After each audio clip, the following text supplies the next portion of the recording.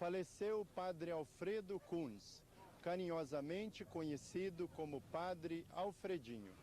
Padre Alfredinho é membro da ordem religiosa dos Filhos da Caridade e durante 20 anos viveu entre os pobres da Seca, na diocese de Crateús. No ano de 88, veio a São Paulo cuidar da saúde e foi viver entre os pobres da favela Lamartine. Em tudo, Padre Alfredinho imitou o seu mestre, pobre entre os pobres.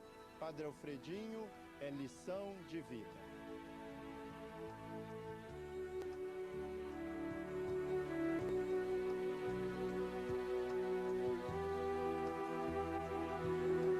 É um momento difícil, né, na vida da Irmandade, mas Alfredinho representa para nós a Igreja de Jesus.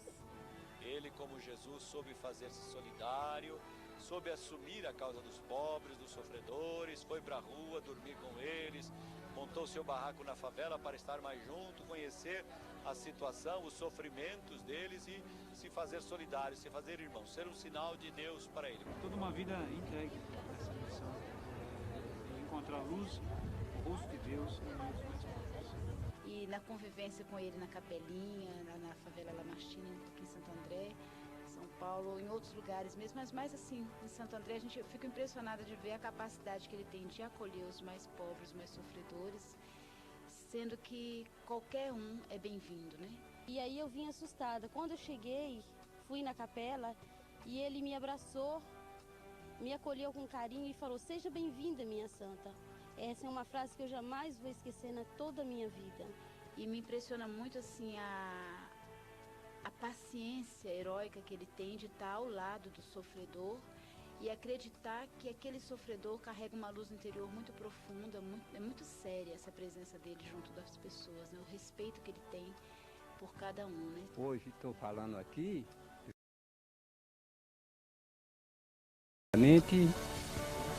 depois o padre Alfredinho. Quem é Alfredinho? Uma coisa bem insignificante. Na sua infância, Alfredinho, depois da guerra que tinha tido entre a Alemanha e França, onde os alemães dominavam muitos dos países da Europa, Alfredinho imigrou com a sua família para a França, saindo da Suíça para a França. Ele não era francês, ele era suíço, mas tinha um sobrenome alemão, Fred Kunz. E na escola, os amigos chegavam perto dele, tacavam um tapa na cabeça dele e diziam: "Ah, seu Kunz, Fred Kunz, seu alemão", mas assim, desfazendo dele. E ele, como um suíço, sem entender nada, inocente, sofria aquela pancada na cabeça e chegava em casa chorando. Ainda criança. E a mãe deles falava: "Chore não, meu filho, amanhã. Chore não. Você", em francês eles dizem, "você é um souffre-douleur". Quer dizer, você é um sofredor. Você é um sofredor. Como se fosse, você é uma caixa de pancada. Alfredo Kunz é um cidadão que nasceu em Berne, na Suíça, em 1920. Meus pais emigraram pela França em 26. Estudei, fui cozinheiro, encontrei a Jockey e em 39 fui mobilizado por essa guerra terrível de 39 e 45. Fui prisioneiro em 40 e passei 5 anos no campo de prisioneiro na Áustria, o campo de Kaisersteinbrück. Meu pai era mecânico, a gente era arranjado na própria fábrica. Minha mãe também era uma fábrica de malaria. Eram 2 filhos, André e eu.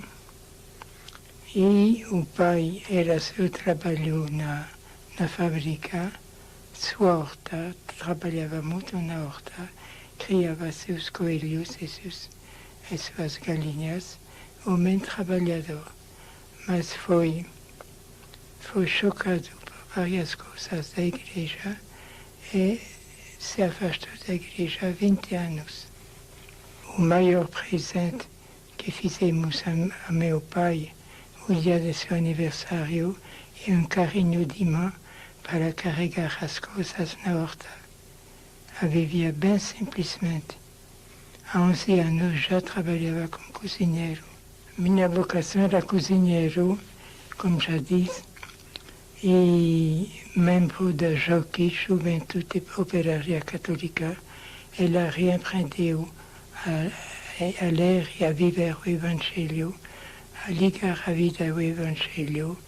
Descobri, acendeu dentro de mim a dimensão militante e lá na região dos Alpes, na França, trabalhava como cozinheiro e gostava depois do trabalho andar na estrada para me repousar e rezar, silenciar, refazer a paz dentro de mim. Então, nesse dia, saiu às 10 da noite, fui andar e, de repente, duas palavras tomaram conta de mim. Ser padre, só isso, mas com uma força, uma intensidade, um calor que não dava para resistir. Caiu de joelho onde que estava, beijei a cruz que tinha na mão e o problema da vocação foi resolvido só de uma vez. Não preciso orientador, psicólogo, entrevista, preparação vocacional, nada. Foi na mesma hora, foi decidido até hoje. Nos anos 40, viveu prisioneiro no cativeiro da Áustria durante a Segunda Guerra Mundial. Aí encontrou um grupo de prisioneiros políticos perseguidos pelos nazistas. A partir daí, Alfredinho começou uma profunda meditação sobre o sofrimento tão presente no mundo. De modo especial, Alfredinho passou toda a sua vida mastigando os cânticos do servo sofredor, do profeta Isaías. Isso lhe deu uma grande sensibilidade para enxergar a paixão, morte, ressurreição de Jesus, reatualizada, encarnada nos sofredores de hoje.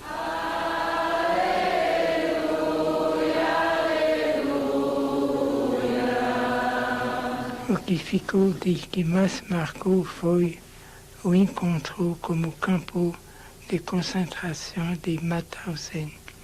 Em poucos meses transformaram uma usina perto de nosso campo, uma usina de guerra onde os nazistas faziam o V2, V1, esta foguete que jogava na Inglaterra.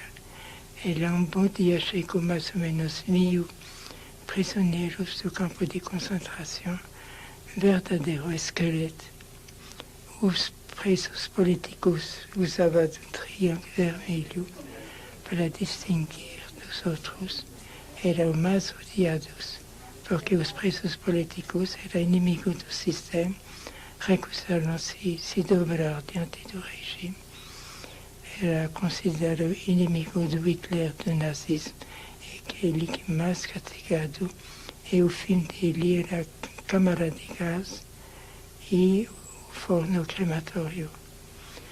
Então conseguia entrar clandestinamente 3 meses e meio nesse canto, ter um contato regular com ele, ajudar com comida, cartas, remédios, roupas, até que os SS me pegaram. E lá a situação do Alfredinho não era das melhores, porque pegaram uma carta que tinha dado a Roger, que era militante comunista. A família dele toda foi fuzilada e logo foi acusado de espionagem e sabotagem. Então, só como desse assunto já era liquidado. Então, houve um interrogatório diante de SS, da Gestapo, e meu companheiro Roger, que a quem me deu esta carta, bateram-lhe, soltaram 2 cachorros policiais que morderam ele. E alors, depois de ser descoberto o campo de concentração, houve tantos horrores que não dá para contar. Passei meses e anos meditando, meu Deus, por que tanto sofrimento? Teve um capelão de nossa, que era prisioneiro como a gente, que começou a me ensinar o latim, aprofundar o evangelho, participar da celebração. Então comecei o seminário no cativeiro em Viena, no campus central, para participar da missa. A gente ia de manhã bem cedinho, para entrava num barraco e lá celebrava sem fazer zoada, sem cantar. Dava um pedacinho de hostia bem pequenino para a comunhão. E em 45 entrei no seminário de vocação de adulto. E em 54, 9 anos depois, fui ordenado nos Filhos da Caridade. Alfredinho é o padre, né? Um padre que chegou aqui no Brasil. E o padre Alfredinho foi quem ensinou nós a viver a Irmandade. É o símbolo vivo do que é este movimento dos mais oprimidos e lascados, né, a partir do Evangelho. Comecei no Canadá, eu passei 13 anos a fazer pregação. E todo canto valorizava o povo do terceiro mundo, até que me convenceu de ir lá também. Fez um pedido do superior e no fim fui bater lá em Crateús, no Ceará, onde passei 20 anos. Crateús tem um interesse que ouvi falar do bispo Dom Fragoso e eu vim lá por estudar o português. E disse, lá tem uma pastoral muito adiantada, um povo que resiste, então vou aprender o português também, descobrir a pastoral desse lugar. Fui lá só para aprender o português, que ainda não sei bem direitinho, e depois, pouco a pouco, entrei no serviço da paróquia e lá fiquei. Do Alfredinho eu conheci lá em Crateús, e creio que durante 10 anos, todo ano, no mês de dezembro, a gente se encontrava. E ele vivia lá em Crateús, e Dom Fragoso me contou como foi que ele chegou lá. Quando o padre Alfredinho chegou em 68, como praticamente um mendigo, eu não estava, ninguém o conheceu, ele ficou esperando por mim. Quando eu cheguei, ele disse, bom, a casa do bispo recebe os pobres, mas os pobres não estão em casa na casa do bispo, aqui não quero. Foi morar num bairro com 2 padres.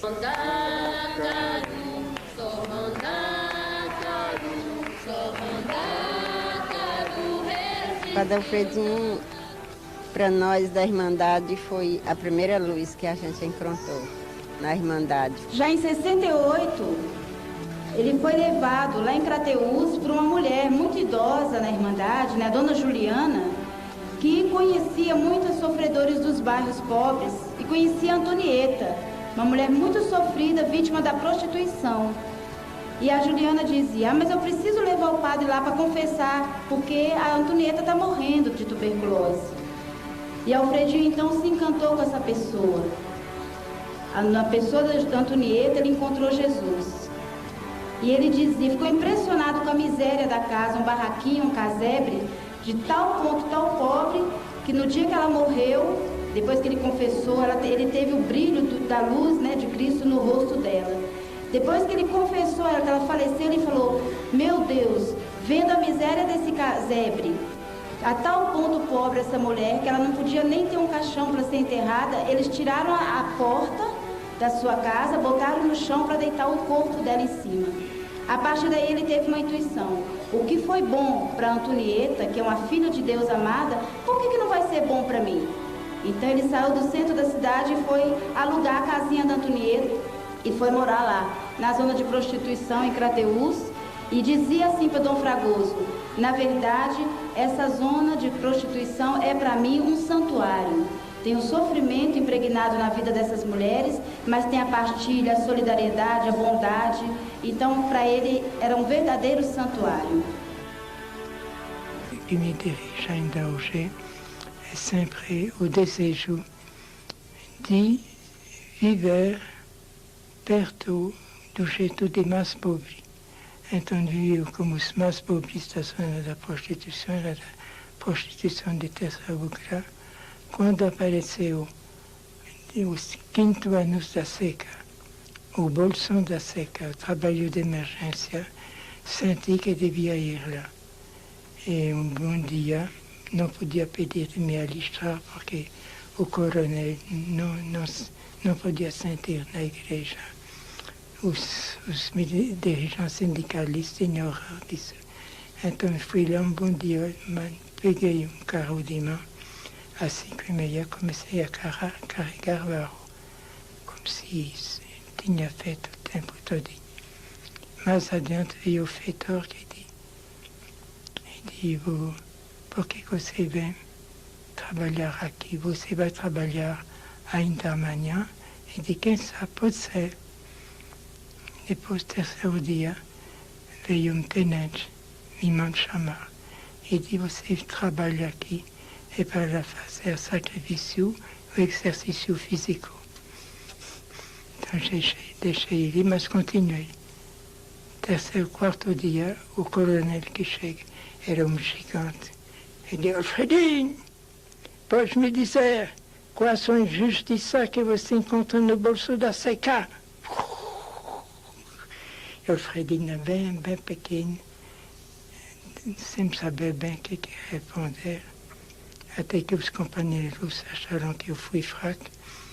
Depois me soltou, continuei a trabalhar. Ele disse que podia receber o sexto como alimentação, pagamento. Eu disse: não, sou religioso, não posso receber dinheiro.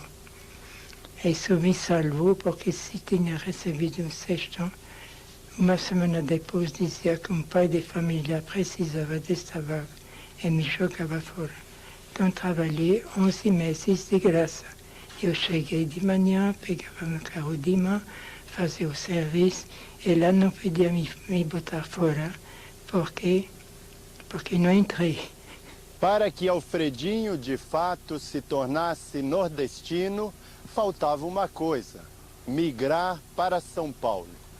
Veio para a favela Lamartine, em Santo André. Aconteceu que a paróquia de São Gerardo comprou nesta favela um barraco de 4 ou 5 metros, assim. E foi lá que foi me arranjar. Não tinha fogão, não tinha nada. Botei 3 pedras no chão, comecei a cozinhar, a criar relação com os vizinhos. Depois aumentou, fez um fogão de lenha, um banheiro e uma coisa bem simples. Você entra um pequeno corredor, tem meu quarto, o fogão de lenha do outro lado e a sala capela que serve para a celebração, a missa, os encontros de espiritualidade, as orações às 5h30 da manhã, hospedagem matin. Então, o tipo de relacionamento que se criou na favela fez que vocês são cercados de uma multidão de pessoas que são relacionadas com você. Até poder dizer a dimensão do mundo, porque a gente escreve de lá cartas em vários países do mundo interessados pela Irmandade do Servo Sofredor. O padre viver na favela não tem nada de difícil. Precisa saber se adaptar a tudo o que acontece.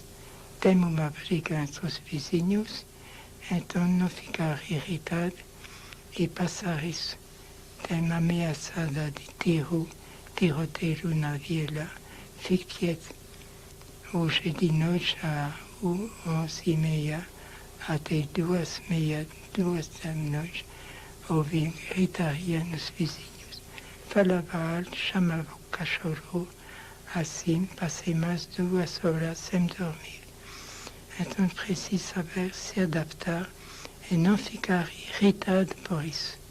Porque se faz zangado porque tem 3 cachorros que brigam na cabeceira da sua cama, a vida, pouco a pouco, não se torna possível. Não, a gente não quer fogão a gás, ofereceram uma geladeira a que não quer saber, televisão ainda menos. Porque a televisão, eu sei um pouco duro, é o maior instrumento de imbecilização do povo, como a massa de propaganda, o programa de violência, o tempo que você vai gastar. Eu escrevi 7 livros, mas lhe garanto que se fosse usuário da televisão, não teria escrito nenhum por falta de tempo e falta de ideia, porque a televisão esvazia a capacidade de reflexão pessoal. Sou amante do silêncio. Mais silêncio, mais felicidade para mim. Depois de morar mais de 10 anos na favela Lamartine, para a Capelinha, ele desceu para as ruas. Ele quis abraçar o destino dos sofredores de rua.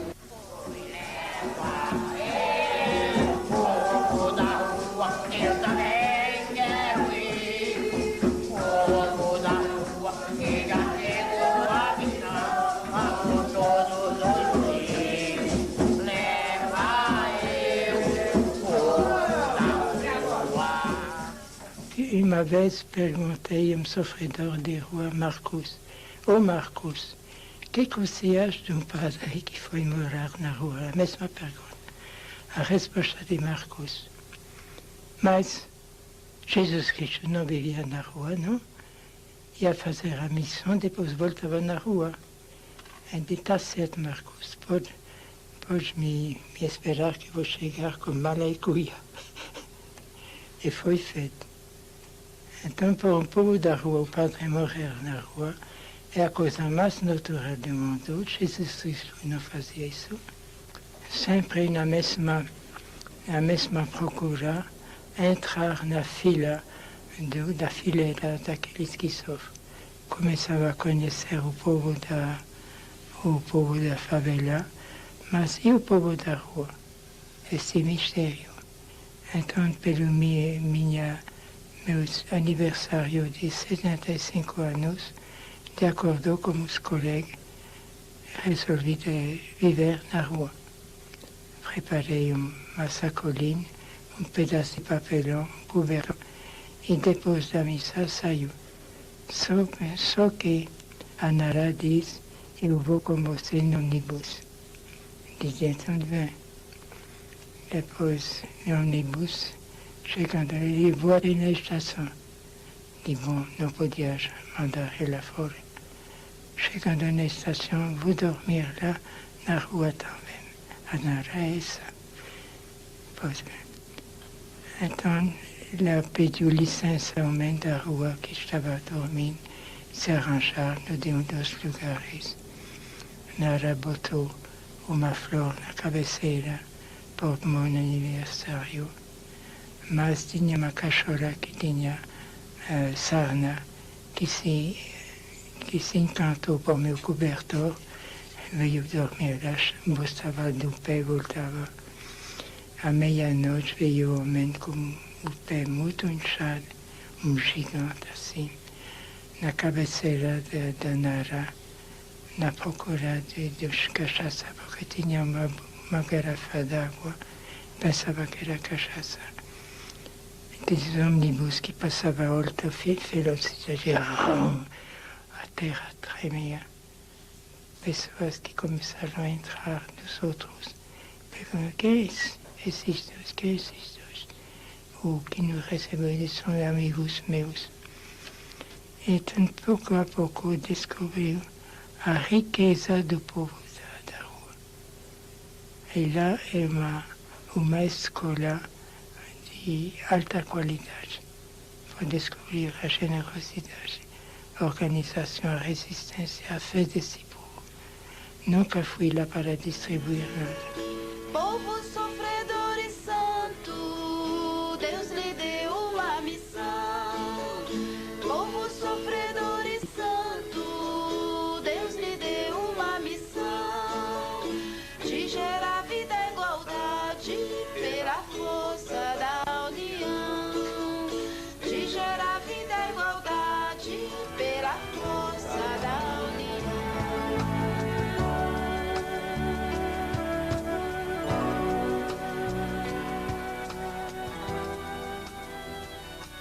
Esta semana fui a vigília e caiu doente, fez uma crise do coração. Uma angina. Me deixaram na quarta. E lá, pouco a pouco, recuperei. E quem me recebeu, a irmã Conceição, veio sem fazer zoada, sente, e estava rezando, sem dar fé que ele estava lá. E eu dizia, eu te amo, meu bem amado. Eu te amo, meu bem amado. Eu te amo, meu bem amado. Esse é Jesus. Sem quase dormindo, expressava o que é Jesus para mim, o bem amado que eu amo. É que eu amo também das pessoas, de todos os pobres que são os escolhidos de Jesus. Os últimos momentos que eu tinha junto com o Alfredinho, eu sentia que ele estava tão bem preparado que há uns dias atrás ele dizia, olha, o Alfredinho não vai ser esquecido nessa terra. E com aquele jeito bem humorado dele, ele dizia assim, eu só estou aqui na terra esperando o bem amado dar uma piscadinha para mim e dizendo, vem Alfredinho.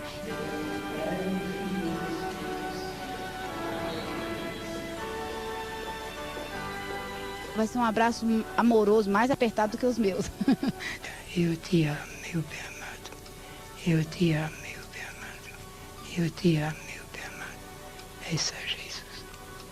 Sem quase dormindo, expressava o que é Jesus para mim, o bem amado que eu amo. É que eu amo também das pessoas, de todos os pobres que são os escolhidos de Jesus. O grão do trigo, se não cai na terra, não produz fruto, mas se cai na terra, ele produz muito fruto. E eu falei, o terreno está fértil, o momento é fecundo, vai. Manda caro, se ele é o meu céu. Nem uma opção preferencial, é a única opção que devemos ter. Qual é a opção de Jesus, se não foi pelos pobres?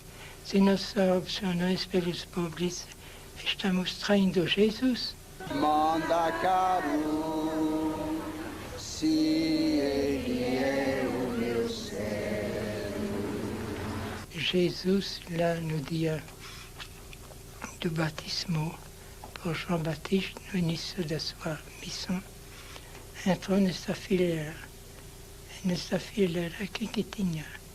Vítima da prostituição, publicanos e pessoas da mesma qualidade. E Jesus se misturou com ele. Não tinha nenhum símbolo, nenhum sinal que era diferente desse povo. Se misturou. Podia ser ele publicano, podia ser ele ladrão, assassino. Não tinha diferença. Foi batizado por João Batista. A voz de Deus, esse meu filho amado. E depois de ser batizado, o interessante é que Jesus nunca saiu dessa fileira, nunca.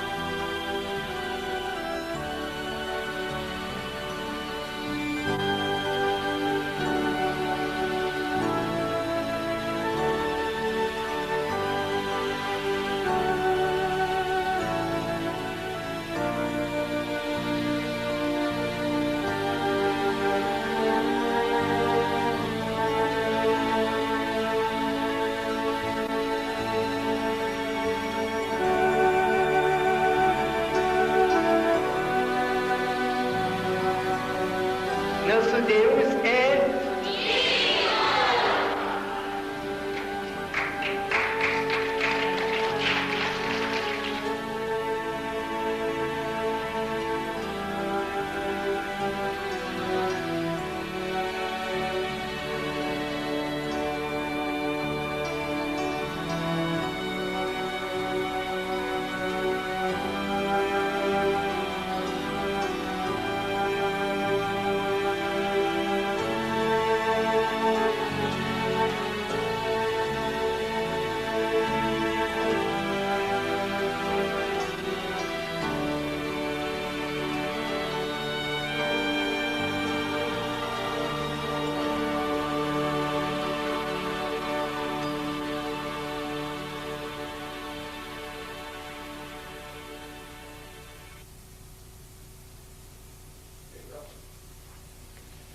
o compromisso vital com os últimos da sociedade sempre brota de uma profunda experiência de Deus. Todos na mesma trilha.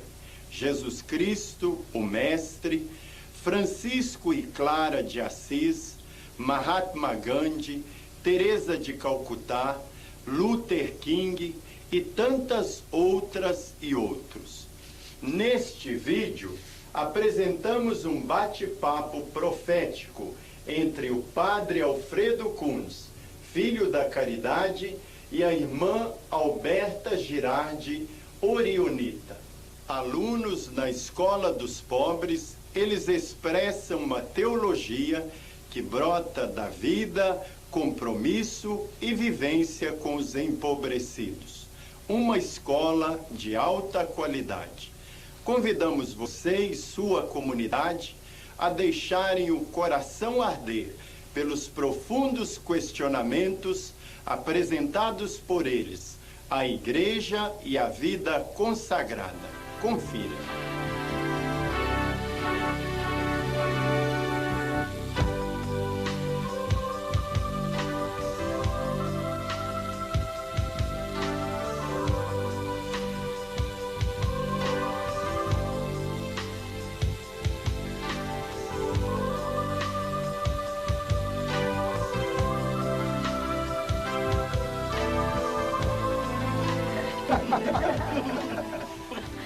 É muitos anos que o senhor mora no Brasil? Faz 30 e tantos anos, eu cheguei em 32. Cheguei em 68. No Brasil, em Crateús, no Ceará, fui direto lá. Poucos dias depois de minha chegada, fui chamado para fazer a confissão de uma vítima da prostituição, Antonieta. Eu fui, recebeu ela a comunhão. Eu vi como uma transfiguração do rosto dela. Ela me veio em intuição que é nessa casa que devia morar. Ela faleceu, aluguei o quarto de Antonieta, passei 3 anos e meio no meio das vítimas da prostituição. E foi a bênção de minha vida de padre, porque foram elas que me ensinaram a viver o Evangelho. Depois de naufraguei, eu trabalhei no meio dos camponeses, trabalhei de roça, trabalhei 11 meses de emergência e no fim eu fiz como muito nordestino. Peguei um ônibus e veio bater lá em São Paulo. E lá, 3 dias depois de minha chegada, fui ocupar um barraco na favela Lamartine e ainda estou lá, no meio do povo da favela. Feliz. Irmã Alberta, vou fazer uma pergunta meio esquisita. Me parece que você já bem idosa, você vive numa casa de idosos, se repousando depois de uma vida bem carregada. Sou idosa, mas não vivo em casa de repouso. Per grazia di Dio tenho ainda saúde e vontade de trabalhar. O que você faz com o trabalho? Explica um pouquinho. Agora, o trabalho, eu vou na rua de noite. De noite? procurando, fazendo curativo e convidando o povo a sair da rua, per ir na terra, fazer uma preparação e depois ir na terra. E agora ele teria mais futuro. Como o movimento do Sem Terra? Sim. Luta com eles? Trabalho com o movimento Sem Terra. Oh, mulher valente. E espero que todo mundo compreenda que hoje Deus se manifesta e dá esperança aos homens através do movimento Sem Terra, que procura a dignidade, a justiça, recuperar a vida de tantos que estão pela estrada sem trabalho, sem amparo, sem dignidade. Agora, aconteceu no Ceará, passei 20 anos no Ceará, que dias eu ia sair no mato, como um panelão de barro, um feijãozinho, um pedaço de tocinho, e a gente ia se isolar na natureza e fazer a leitura de Isaías 53. Este tal de servo de Yahvé, sem beleza, sem nada que atrai, rejeitado como se fosse lixo, levado como a ovelha no matador, mas foi com suas feridas que nossas doenças foram curadas. E depois de ter feito essa leitura como os camponeses, seja homem, seja mulher, seja jovens, a gente tinha divisão em grupo e perguntava: você conhece, minha gente, pessoas na sua comunidade que vivem como esse tal de servo sofredor? Você não imagina a riqueza de resposta. Uma vez ouvi esse mesmo processo a Osasco, como pessoa da pastoral operária, fizemos a mesma pergunta e Le Goff voltou dizendo: eu conheço um cara que tem representa servo sofredor. É Silvio da Silva, como é? Santos Dias da Silva. É pai de família, tem 2 filhos, trabalha na oposição sindical, 16 vezes foi jogado fora do serviço. E quando uma pessoa ofereceu ajuda financeira, ele disse: preciso sofrer para entender o que eu sofro. E sabe que 3 meses depois, a gente, em 79, aprendia que ele foi assassinado na Silvana. Mas foi identificado como sendo servo sofredor 3 meses antes da sua morte. É lindo. Agora, quando o servo sofredor começa a se unir, a fazer pequenas comunidades de sede, a se amar, a fazer um trabalho de artesanato, eles começam a tomar, sem saber, peut-être, a criar os alicerces da única civilização que vai salvar o mundo amanhã, a civilização da austeridade. O futuro do mundo é na mão dos pobres e não dos técnicos lá em cima, que só faz projetos de bilhões e que não dão nenhum rendimento. Não sei se você está de acordo. Estou de acordo. Eu tenho sempre a impressão que Cristo está no meio do povo sofredor. Ele se identifica com ele, anda com ele, e por isso que ele tem ainda força de esperar, de ter amizade, de começar, de se unir com os outros. Isto é Cristo que anda no meio do povo sofredor e ainda conserva a esperança. E a alegria. E a alegria. Que tipo é alegria? Me explique como é isso. O que é ser igreja para vocês dois? Igreja é ser família de Deus. Não ter privilégio, não ter divisões, não ter status. Se misturar com o homem, porque o homem que recebe a vida de Deus é sempre Jesus Cristo que anda no meio de nós, com a sua novidade, com a sua alegria, com a sua esperança.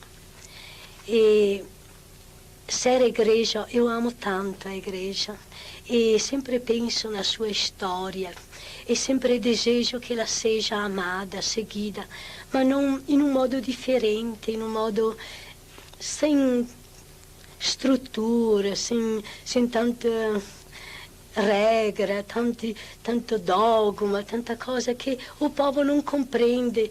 O povo ama, o povo serve, o povo vive, o povo quer alegria, o povo quer ser feliz, gozar daquilo que ele recebeu de Deus. Isto penso que deveria ser a igreja. É mesmo. Você pensa que o que você diz me tocou muito. E eu podia acrescentar que uma assembleia religiosa, qualquer que seja, onde não tem pobre, também não tem Jesus Cristo. O padre pode celebrar, pode dizer, isso é meu corpo, meu sangue, tomai e bebei. Se não tem pobre, também Jesus Cristo não está presente. E os pobres deveriam ter, em primeiro lugar, nessa igreja, a partir de uma liturgia adaptada, do acolhimento, de valorização. Salvini, que é da Irmandade do Servo Sofredor, agradece a Irmandade do Servo Sofredor, que valorizou minha pobreza, Quando a gente fez isso como pobre, não pode fazer mais coisas.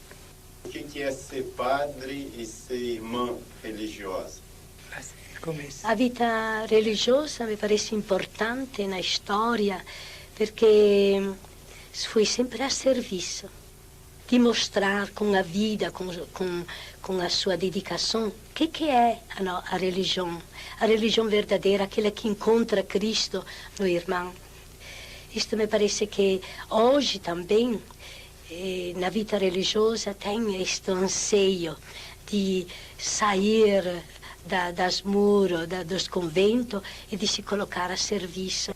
Agora, em Montreal, o padre Arrupi, naquele tempo Gerardo Jesuíta, uma assembleia de religiosos, diz o melhor serviço que você, religiosos, padres ou religiosas, pode prestar na América Latina, o exemplo da austeridade, do despojamento, o exemplo. E, de fato, existem religiosos, padres e freiras que deixam tudo e que vão entrar na fileira dos excluídos, que vão viver como os pobres, não para distribuir coisas, aprender a viver o jeito dos pobres, viver o Evangelho, o despojamento, se deixar ensinar pelo povo. É isso a grande revolução. É lá que se encontra a famosa Igreja dos Pobres. Se desfazer de nossos privilégios para viver como o pobre, do mesmo jeito. E lá temos tantas coisas a aprender. É uma universidade onde nunca vai ter uma formatura. O que vocês acham que Jesus espera dos cristãos no próximo milênio? Como isso? Eu penso que Jesus Cristo é o Pai do céu. Espera que os religiosos e os padres sejam motivo de esperança, tenham a coragem de se misturar com o povo, de valorizar a vida, de valorizar a esperança que o homem tem. E de ser como Jesus Cristo, que não foi nunca o profissional da fé. Ele era o Deus vivo que caminhava com seu povo, que tinha compaixão. Jesus diz também nas bem-aventuranças a felicidade dos pobres, dos humildes, daqueles que choram, que são perseguidos. E Jesus quer ter uma alegria de ver esta bem-aventurança vivida pelos pobres, os humildes. É por causa disso que o Evangelho de Jesus Cristo, pela vivência de tantos cristãos que aceitam viver como os pobres, é anunciado.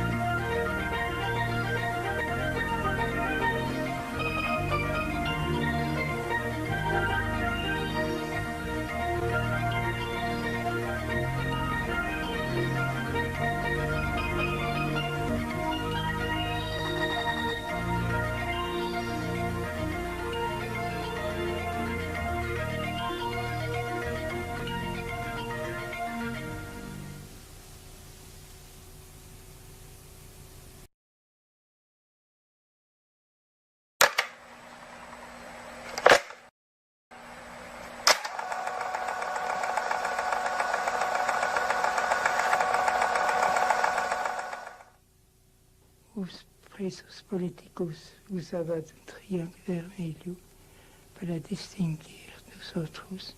Eram mais odiados, porque os presos políticos eram inimigos do sistema. Onde está a esperança do mundo?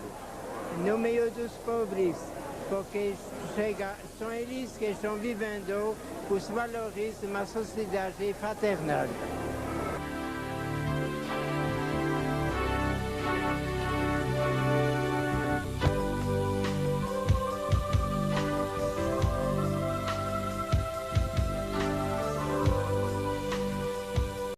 Carinhosamente conhecido como Padre Alfredinho. Padre Alfredinho é membro da ordem religiosa dos Filhos da Caridade e durante 20 anos viveu entre os pobres da Seca, na diocese de Crateús. No ano de 88, veio a São Paulo cuidar da saúde e foi viver entre os pobres da favela Lamartine. Em tudo, Padre Alfredinho imitou o seu mestre, pobre entre os pobres. Padre Alfredinho é lição de vida.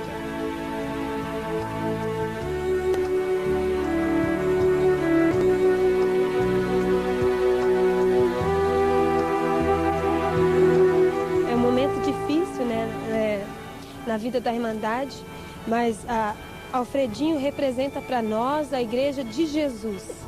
Ele, como Jesus, soube fazer-se solidário, soube assumir a causa dos pobres, dos sofredores, foi para a rua dormir com eles, montou seu barraco na favela para estar mais junto, conhecer a situação, os sofrimentos deles e se fazer solidário, se fazer irmão, ser um sinal de Deus para ele. Toda uma vida entregue nessa missão, encontrar a luz, o rosto de Deus no meio dos mais pobres. E na convivência com ele